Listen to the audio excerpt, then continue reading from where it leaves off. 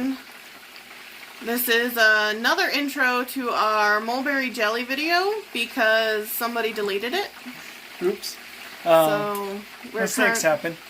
We're currently working on a different video that might be up before this, I don't know. But you can hear it in the background. Jar of jelly. Mulberry jelly. And now we'll show you how we originally went through the making of it. These are mulberries from my brother's tree. We went and picked them when we were visiting. So we stole all his mulberries. And we're going to make jelly out of them. They're actually supposed to be really good for you.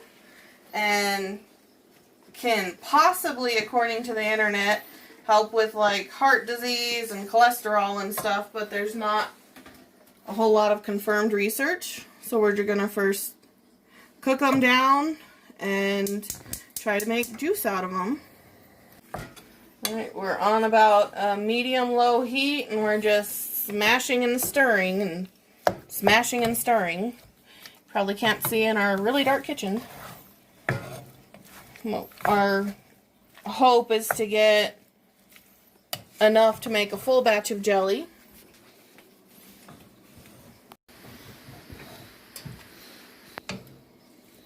We want 3.5 cups of juice once this is cooked to make a full batch of jelly.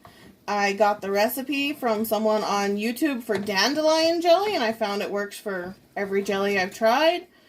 But the video is now private, and I can't remember her name, but I don't know if she made everything private anyway.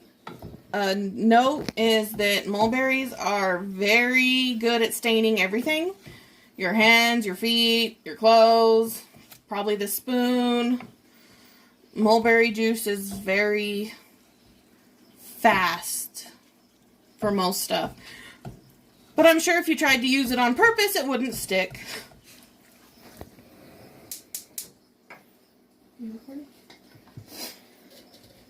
I'm pretty sure that's done. It's warmed at least. So I'm going to put it through some cheesecloth and another mesh thing because I do not like jam. I don't like bits in my stuff.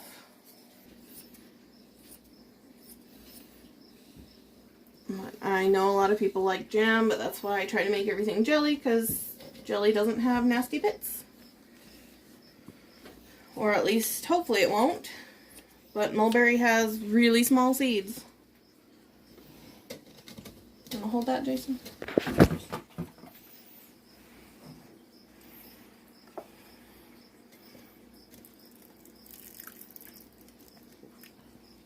should probably do it this other way, huh? Try to get it on camera.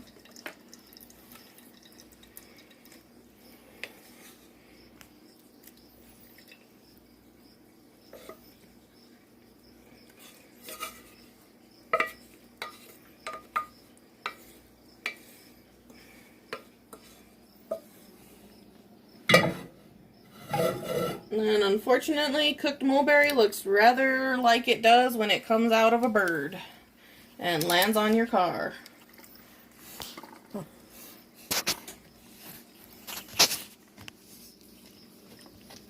Uh-oh,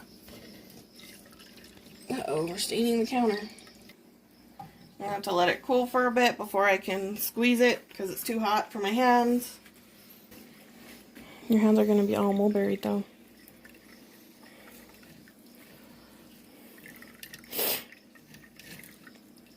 Now Jason's gonna have purple hands for a while. We'll see how well it washes out. Oh, you're ripping the, Oh no! Push that back in. Now cheesecloth is not very sturdy, so you do have to be careful. I don't think we're going to get enough for a full batch. We would if we were making jam and wanted all the bits in it, but we should have at least enough for a half a batch.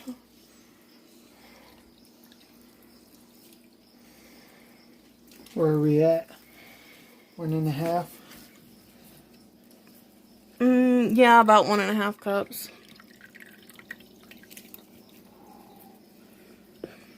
And we need 1 3/4 for a half batch. I will note the measurements for the recipe I use down in the description box. Nice thing is, I used to do a lot of work with welding. Toughest job was black steel in 113-degree weather. So that's why I'm able to handle heat a little bit better than probably most people. Because I don't like wearing gloves. Gloves just get in the way for me. I can't feel what I'm doing, so I'm already clumsy, and that just makes it worse. But for a lot of jobs, gloves are a necessary safety precaution. Please wear them if you have to. OSHA approved.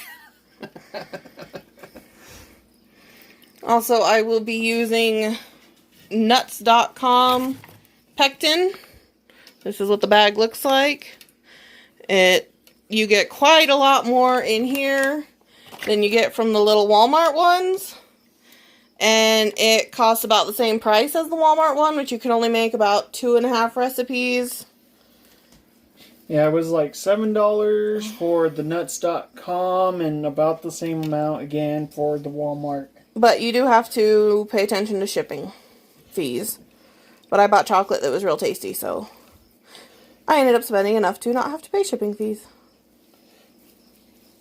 If you like pecans, their praline pecans are delicious. And they go very, very quickly because they're so delicious. Alright.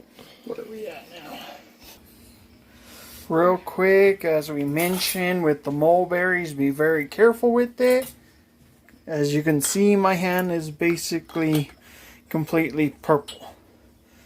So, And that's after washing. And that's after washing vigorously. Both hands are like that. Soap does not work. Degreaser does not work. You just kind of have to wait and let it come out of your skin naturally.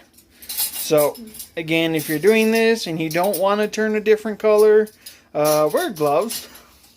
But again, I don't like gloves, so oh well.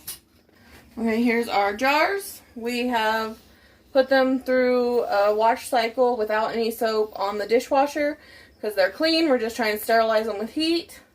But you do not put the sealing rings in with heat because it melts the seal. You just have to wash them by hand in warm water.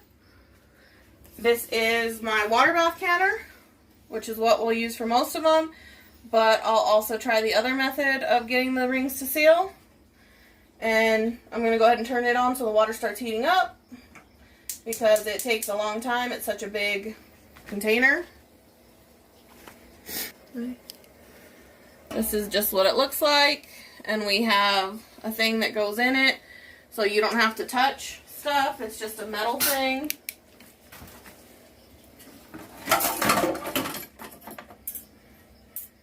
This goes in when you put your jars on once you've got them filled so you don't burn your hands as much.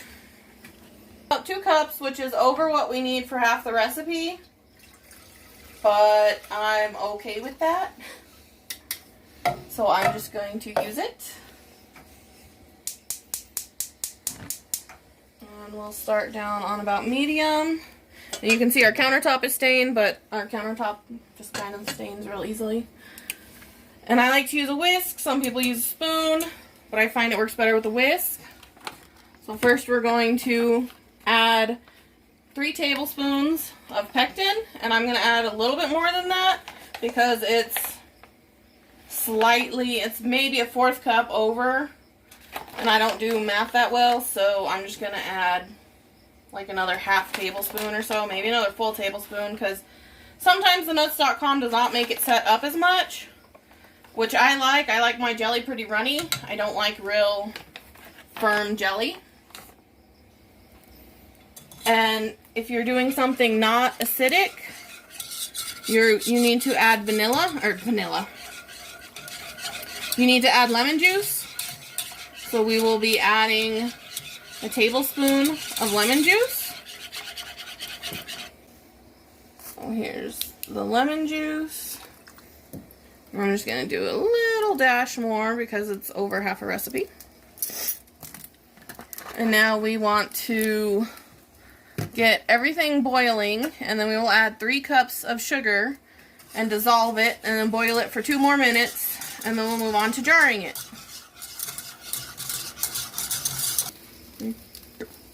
Alright, it's boiling, so now I'm going to add the sugar, which is 3 cups. I'm going to stir while I add, so it's a little bit easier.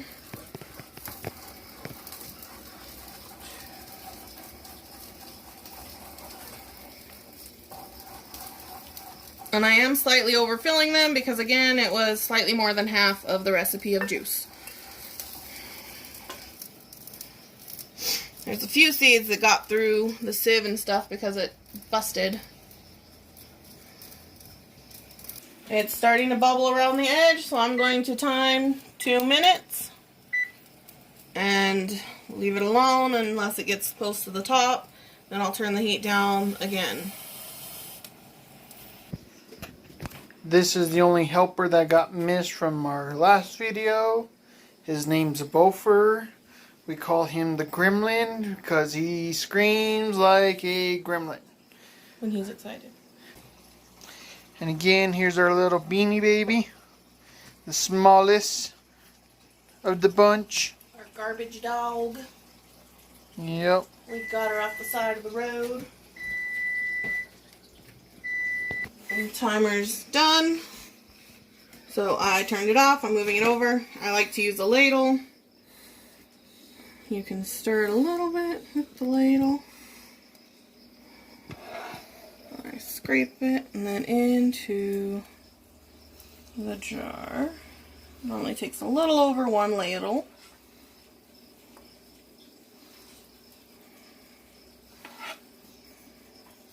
I like different size jars because I like to gift them to people, and some people I know just like to taste, which I prefer having tiny jars if I'm going to get something new.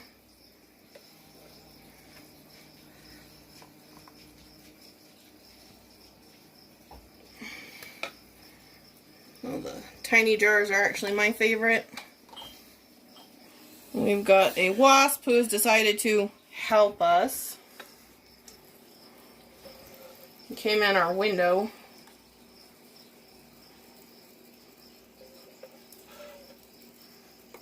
If you do decide to start canning or making jellies and stuff, do not buy the jars secondhand at like thrift stores. They always charge you way too much. They end up charging like $1 a jar.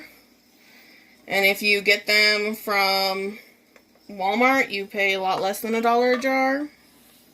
We've said or calculated it's about 60-70 cents a jar at Walmart where we live. And that's with the lids. If you get them used, you have to buy new lids. You don't have to buy new rings, just the lids. The rings can be reused multiple times. And side note, you're actually not supposed to store your jars with the rings on. You're supposed to put them in a cool, dark place and take the ring off and leave them until you're ready to use them. But you want to clean the rim off.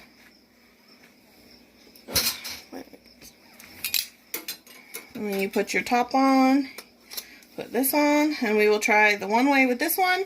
You flip it over onto its lid and you just let it sit for a couple of minutes.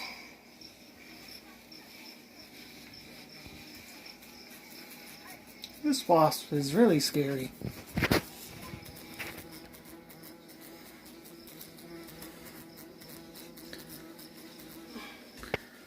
He comes in the open window all the time. Or at least I assume it's the same one, but maybe it's a bunch of them.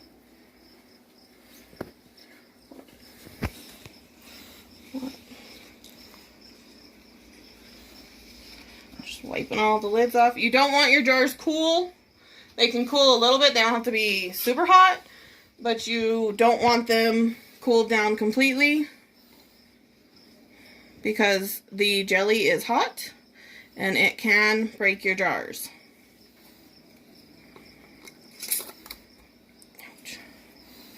And it's hot, so your fingers will burn a little bit. You can possibly get an oven mitt.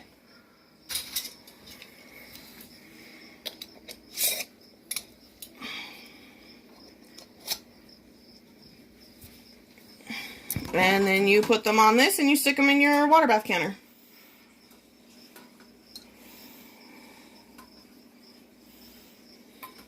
And it'll take a while because the water has to be boiling. Once the water is boiling in the water bath canner, then you boil them for 10 to 15 minutes. I normally go 15 just to be on the safe side. But you have to wait for the water to boil first, so it takes a long time. Unless you can get your water boiling a lot earlier on, but it never seems to do that for me. It seems even if I start the water early, it ends up still taking forever. I guess just because it's so big. Try the jelly off the back when it's still warm. It just tastes like sweet mulberry to me. Go ahead, Jason. I don't like jelly. I'm a bad husband. He doesn't like it. It's sweet, but it's also tart, and I'm really bad with tart. Like, it's not horrible, but I think it tastes good. yeah. And I try to wash the stuff off pretty soon after making it with hot water because jelly is sticky. Well, that sugar will not let the stuff get off if you let it set. It'll just take a little bit more to scrub. Alright, it's boiled for 15 minutes. So I'm going to pull the mulberry jelly out. And I like to prop it here when I turn it off and let it cool for a while. If you hear popping, that's the lids going down and sealing, which is a very nice noise to have. This one that I had flipped upside down is popped. You can see it doesn't push in. You have to flip it right side up. Sometimes you have to push it down, and if it re-pops up, it's not sealed. But also, the flipping it upside down and then flopping it back this way is a less guarantee of it sealing properly. So if you have the option to get a canner, bath canner, get the water bath canner and don't just rely on flipping it upside down. But if you don't have a water bath canner, you can still make jelly and see if you like making it. Can you use a normal saucepan? You would need a pan that's deep enough to cover your jar with probably at least just, I mean, maybe not a whole inch of water or something, but it at least needs to cover the jar and be able to boil. And needs a lid. So a sauce jar or saucepan might work if you don't have one of these. That's it for mulberry jelly. So hopefully if you are interested, you'll try it. Alright. Have a good day. Bye.